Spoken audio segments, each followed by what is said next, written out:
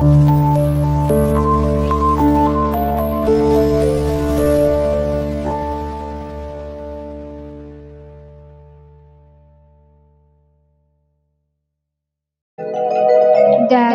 নন্দরানী ওই না পুত্র কত কালো স্বপ্ন আজ দেখে নন্দ রানী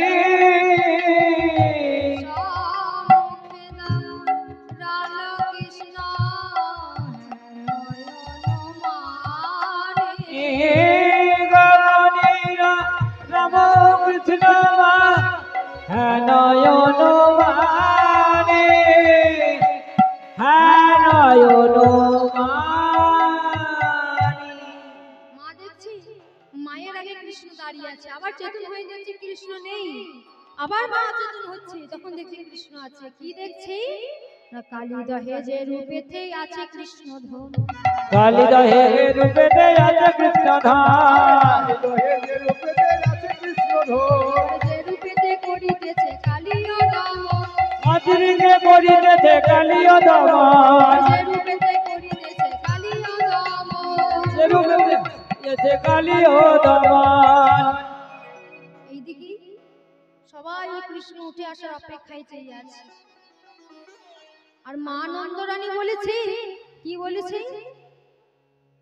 বাছুরি হইল কাল হাটেতে বেচুকো পাল, আমার বাছুরি হইল কাল হাটেতে বেচুকো পাল, বাছুরি হইল কাল হাটেতে বেচুকো পাল, একেবারে লাগুক দাবায় একেবারে গিরি গারে বিকিয়ারে কি আনন্দ। বাছুরি হইল কাল হাটেতে বেচুকো পাল, একেবারে লাগুক দাবাই অগ্নি।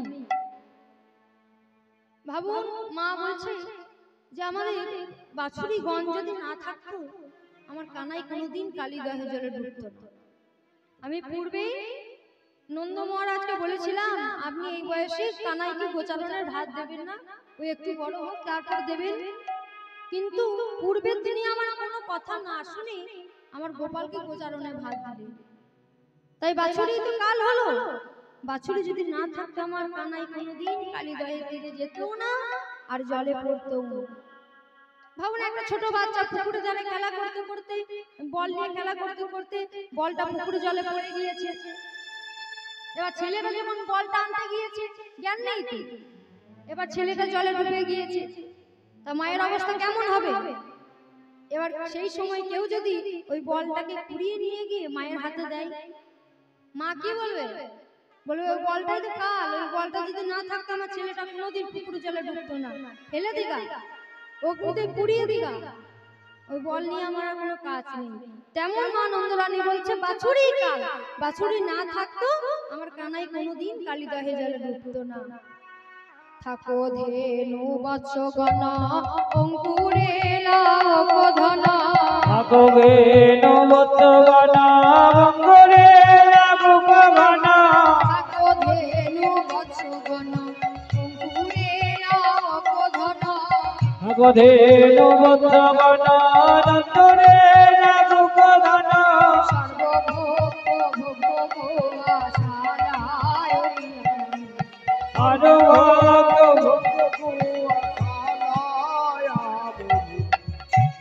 মায়েরা ঘুমিয়ে যাচ্ছে, একটা কিছু দিতে হবে নাকি?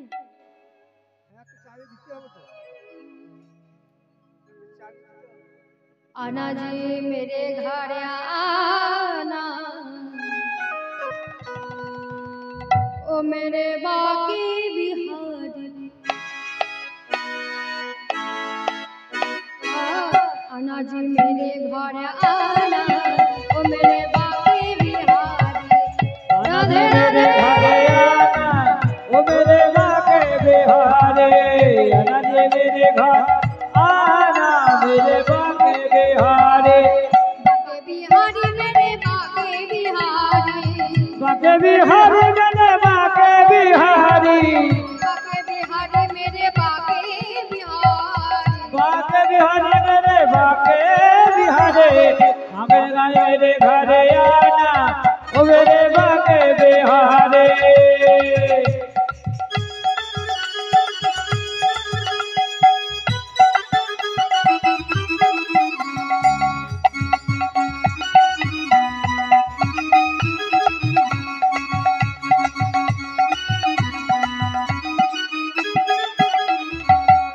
বলছি আনাজি আনাজি আনাজি মেরে ঘরে আনা ও মেরে বাকি বিহার आना जी आना जी मेरे घर आना ओ मेरे बाके बिहारी आना जी मेरे घर आना मेरे बाके बिहारी मेरा ताल ताल भी एक साथ वृंदावन में शंकुंडा में राधे राधे गोवर्धन राधे राधे ঈশ্বরগঞ্জ যমুনাকান্দি তালগুলো হচ্ছে কেমন বলুন তো মুড়ি ভাজা वृंदावन में कनकन बोले श्री राधे राधे ओ वृंदावन में करकन वाले श्री राधे राधे वृंदावन में करकन वाले श्री राधे राधे ओ वृंदावन में मैं तो मन में ना जाने मन में राधे राधे मन में राधे राधे बोले मन में राधे राधे बोले কি বলছি বাজাবো বাজাও রাধা নামে কি তালি বাজাও राम नाम के ताली बजाओ राम नाम के ताली बजाओ ये ताली ही ताली है बाकी सब हो खाली राधे राधे बोलो राधे राधे बोलो राधे राधे बोलो राधे राधे राधे बोलो राधे हे राधे राधे बोलो राधे राधे राधे राधे बोलो राधे राधे राधे राधे बोलो राधे राधे राधे राधे बोलो राधे राधे रब ने सानू अखिया दितिया ओ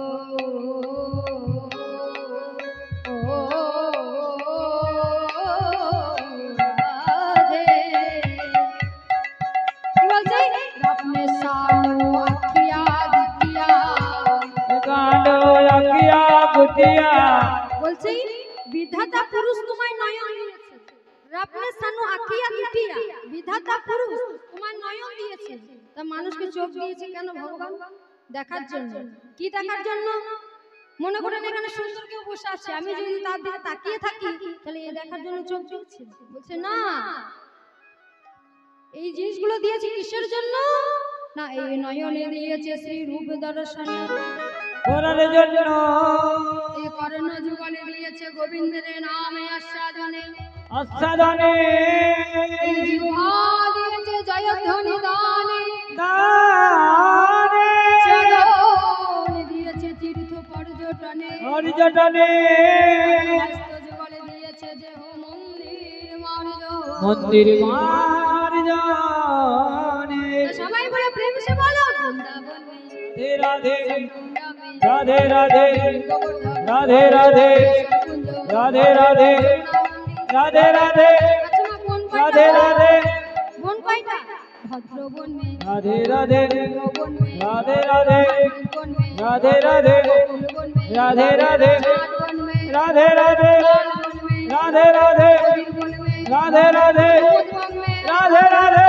বন মে রাধে রাধে বন মে राधे राधे बन में राधे राधे वृंदावन में कनकन बोले श्री राधे राधे वृंदावन में कंकड़ वाले श्री राधे वृंदावन में कंकड़ वाले श्री राधे राधे वृंदावन में कंकड़ वाले राधे राधे आज मेरे घरे आना मेरे घरे बिहारी आना जी मेरे घरे आना ओ मेरे बाबे बिहारी आना जी मेरे घरे आना ओ मेरे बाबे बिहारी आना जी मेरे घरे आना ओ मेरे बाबे बिहारी এবার গোবিন্দ আমার যেই না পঞ্চজন ভেদ করে কালীয় নাগের পুরোতে উপস্থিত হলেন। দেখছেন বাপরে, সে কি পুরী শোভা! সেই পুরী আমাদের পুরী ইন্দ্রপুরীকেও জয় করেছে। সেখানে শত শত সূর্যের উদয়মণি, রোগ শোক বলিত কোনো কিছু নেই, সদাই নিত্য গীত। তাই কালীয় নাগ তার 108 নাগিনীকে সঙ্গে নিয়ে মহানন্দে বসবাস করে।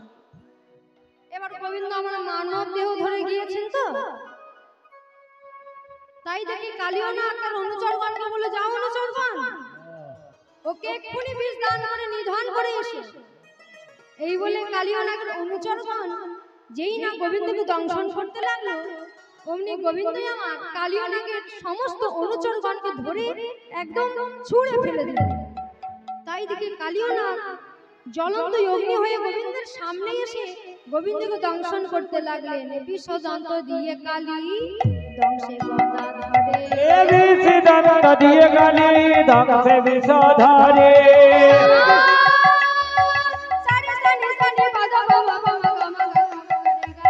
আজ নিশাধানী রে রে গমা ভগবানে গরে সা, নিশাধানী রে রে গমা ভগবানে গরে সা, নিশাধানী নিশাধানী রে নিশাধানী মাগরে বিষদন্ত দিয়ে কালী দংশে বিষ ধরে।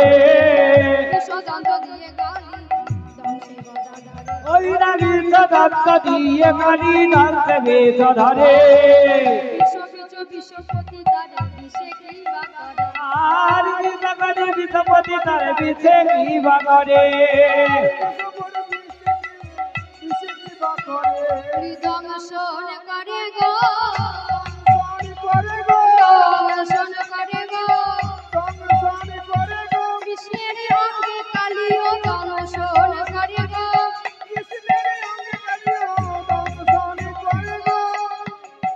এবার কালীয় না গোবিন্দের অঙ্গে দংশন করতে লেগেছে। এবার যখনই দংশন করছে, গোবিন্দ করলেন কি, তবে প্রভু জানার দন মায়া কইল তাহা, তবে প্রভু জানার দন মানা কইল গানা। শিলাকায় হইল আমার দেব নারায়ণ, আর শিকার হইল দেখো প্রভু নারায়ণ। শিলারূপে ধরেছে গো,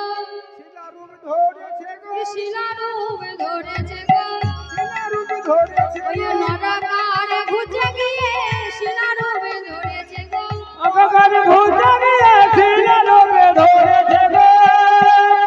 শিলা পাথর রূপ ধারণ করলেন, নরকার রূপ ঘুচে গিয়ে।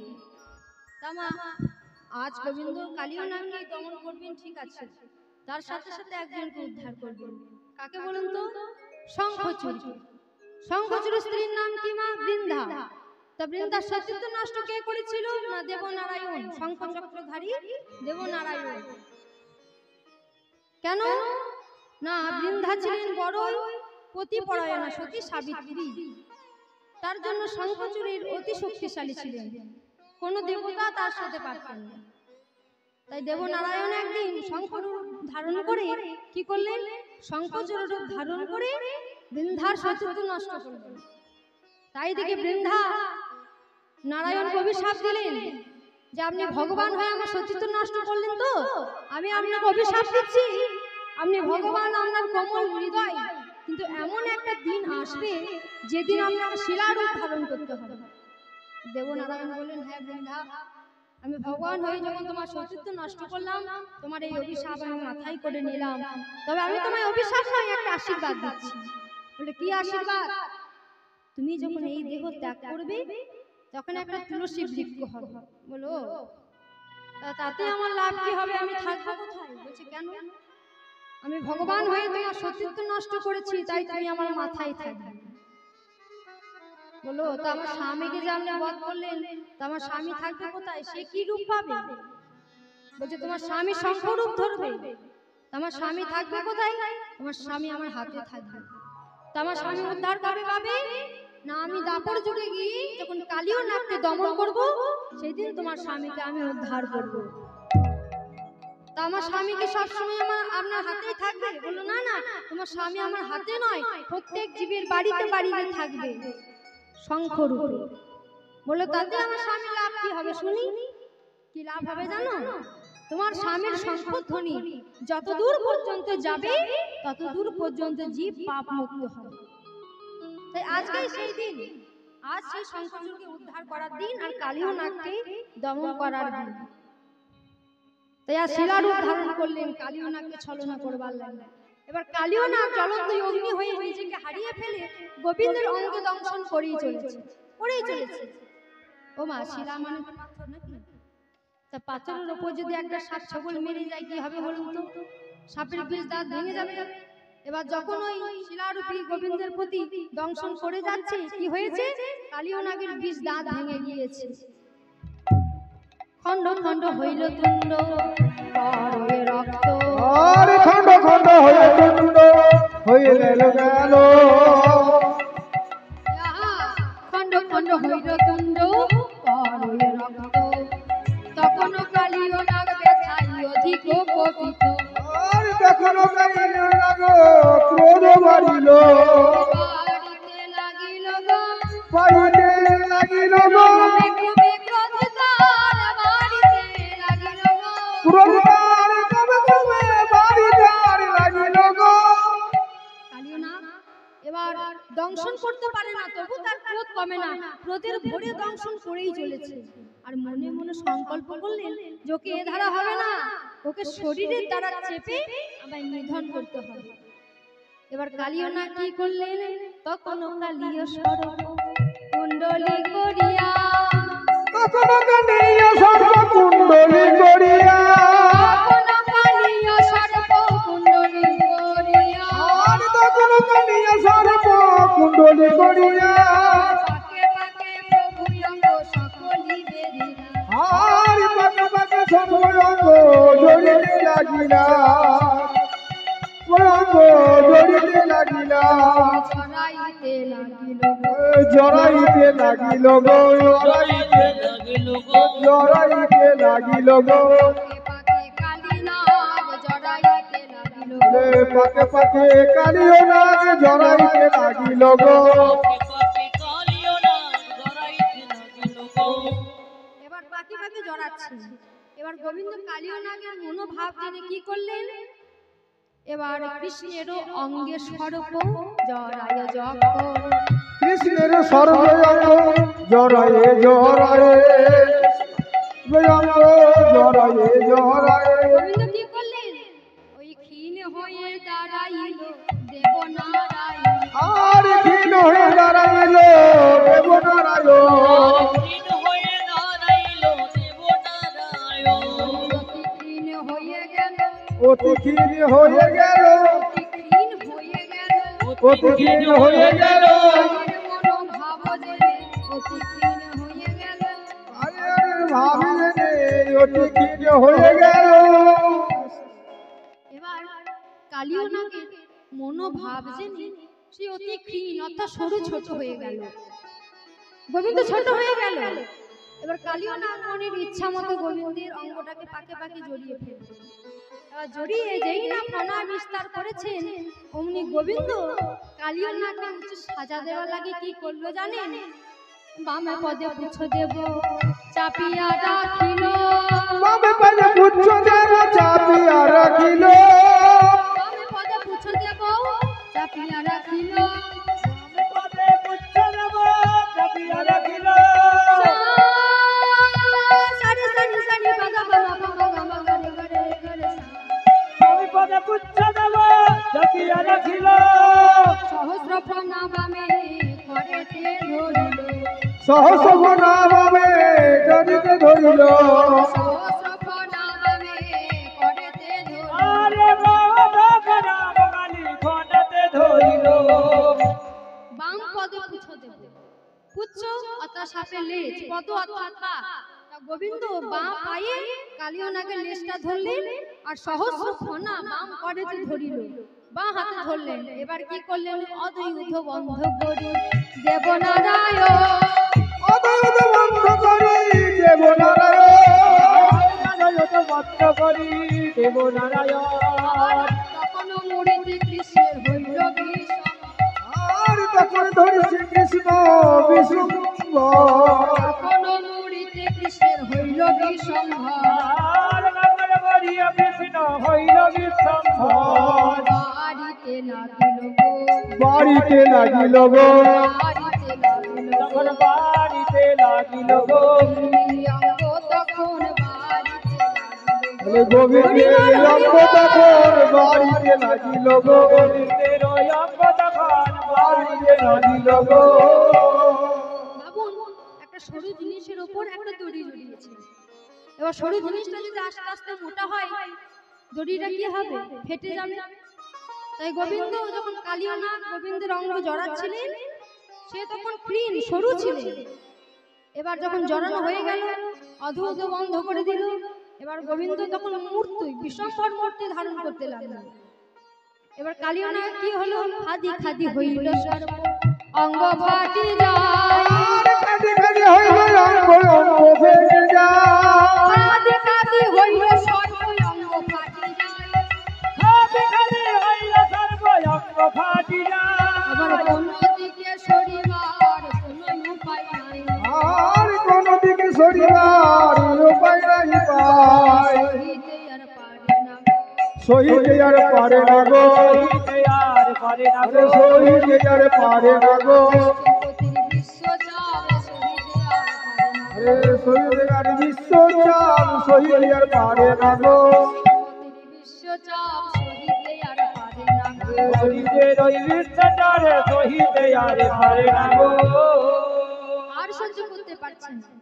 তবে মা এই কালিয়ানাগ এত শক্তিশালী হলো কেমন করে এই কালিয়ানাগ পূর্বজন্মে কে ছিলেন চন্দ্রধৈর্য রাজা কেউ বলতেন অষ্টপতি আবার কেউ বলতেন চন্দ্রধৈর্য তা এই চন্দ্রধৈর্য রাজা একদিন তার অনুচরগণকে সাথে লয়ে সে কামাধ্য বনে মৃগয়ায় গেলেন এবার সেই কামাধ্য বনে একটা অগ্রস্ত মণি বলে মণি সেই রাজাকে ছলনা করবার লাগে নিজের অঙ্গকে ক্ষত বিক্ষত দুর্গন্ধময় অঙ্গ করলেন প্রচন্ড দুর্গন্ধময় এইদিকে রাজা সেই কামাধ্য বনে গিয়ে মৃগয়ায় কোনোভাবে সন্ধ্যা হওয়ার কারণে কি করলেন না সেই বনের মধ্যেই নিশি যাপন করলেন এদিকে মুনির গায়ের এত গন্ধ তাই দিকে রাজা বলছে অনুচরগণ তোমরা গিয়ে দেখো তো এত দুর্গন্ধ কিসের আসছে আমার নাসিকাকে নিতে পারছে না তাড়াতাড়ি যাও দেখো কি ব্যবস্থা করো আমার নাসিকাকে নিতে পারছে না একটা মনির গন্ধ গো এবার অনুচরগণ গিয়ে দেখছে বাপরে একটা মুনির অঙ্গ থেকে এত গন্ধ রাজামশাই কি বলছে রাজামশাই একটা মুনির গা থেকে এত গন্ধ আসছে বলো একটা মুনির অঙ্গ থেকে এত গন্ধ যাও যাও কথা বাড়িও না ওই মুনি অন্য কোনো সরাবার ব্যবস্থা করো তাড়াতাড়ি যাও এবার রাজার আদেশ মতো তার অনুচরগণ যেই না ওই মুনিকে অন্য মনে সরাতে গিয়েছেন অমনি মুনিবার রাজাকে ক্রোধে ক্রোধান্বিত হয়ে অভিশাপ দিলেন বলেন ওরে রাজা তো রূপের এতই অহংকার তোর রূপের জন্য আমায় তাচ্ছিল্য করলি আমি তো অভিশাপ দিচ্ছি তুই যখন বাড়ি ফিরে যাবি এই রোগ তোর শরীরে ভোগ করবে ভোগ করবে ভোগ করবে এবার রাজা মশাই যখন নিজের প্রাসাদে ফিরে এলেন মনির অভিশাপ মিথ্যা হলো না দিন দিন তার দেহ ক্ষীণ হতে লাগলো খাবারে কোনো রুচি নেই কোনো বৌদ্ধ বদ্রাজ দেখে চিকিৎসা করালো কিন্তু রোগের আরোগ্য হলো একদিন নারদ মুনি এসে বলছে রাজা মশাই আপনার যে প্রচন্ড শূলবেদনায় ভুগছেন তা আমি যদি আপনাকে একটা টোটকা বলি আপনি করবেন বলে হ্যাঁ হ্যাঁ বলো নারদ কি উপায় বলো না দেখবেন আপনার মানুষ সরোবরে কি সুন্দর একটা সোনালী রঙের হাঁস জলের মধ্যে সাঁতার দিচ্ছে তা হাঁসটাকে মেরে যদি তুমি তার পিত্ত ভক্ষণ করতে পারো তাহলে তোমার এই শূল বেদনা দূরে যাবে রাজা মশাই তাড়াতাড়ি গিয়ে দেখলেন হ্যাঁ তার মানুষ সরোবরে কত সুন্দর সোনালী রঙের হাঁস জলের মধ্যে সাঁতার দিচ্ছে এবার হাঁসটাকে ধরে যেই না মারতে যাবে হাঁস তখন কেঁদে কেঁদে বলছে রাজা মশাই আমাকে হত্যা করে আমার পিত্ত ভক্ষণ করলে আপনার শূল বেদনা দূরে যাবে ঠিক কথা কিন্তু আমার প্রাণের বিনিময়ে আমি যদি আপনাকে একটা টোটকা বলে দিই উপায় বলে দিই তাহলে আপনি আমায় প্রাণে মারবেন না তো রাজা মশাই কথা বলবে কি মাথায় হাত বলছে কি তুমি হাঁস হয়ে কথা বলতে পারো দিয়ে বলছে হ্যাঁ আমি সর্বজ্ঞ হাঁস হয়ে কথা বলতে পারি তবে রাজা মশাই আপনি আমায় প্রাণে মারবেন না রাজামশাই বলল, বেশ হাঁস, তোমার কথা যদি সত্য হয় তাহলে আমি তোমায় মারবো না, বলো কি উপায়। বলো, শোনো, ওই বনে দেখবে একটা বৃক্ষে বসে, একটি বৃক্ষের নিচে বসে একটা মণি, সেই মণির চরণ ধৌত জল যদি আপনি গ্রহণ করতে পারেন তাহলে আপনার এই সুরবেদনা দূরে যাবে, আপনার স্বর্গলোকে নিয়ে যাবে। রাজামশাই বললেন, শোনো হাঁস, তোমার কথা যদি সত্য হয় তাহলে আমি তোমায় ছেড়ে দেব, তোমার কথা যদি মিথ্যা হয় তোমায় এসে আমি ভক্ষণ করবো। এই বলে হাঁসকে বন্দি করে সেই মণির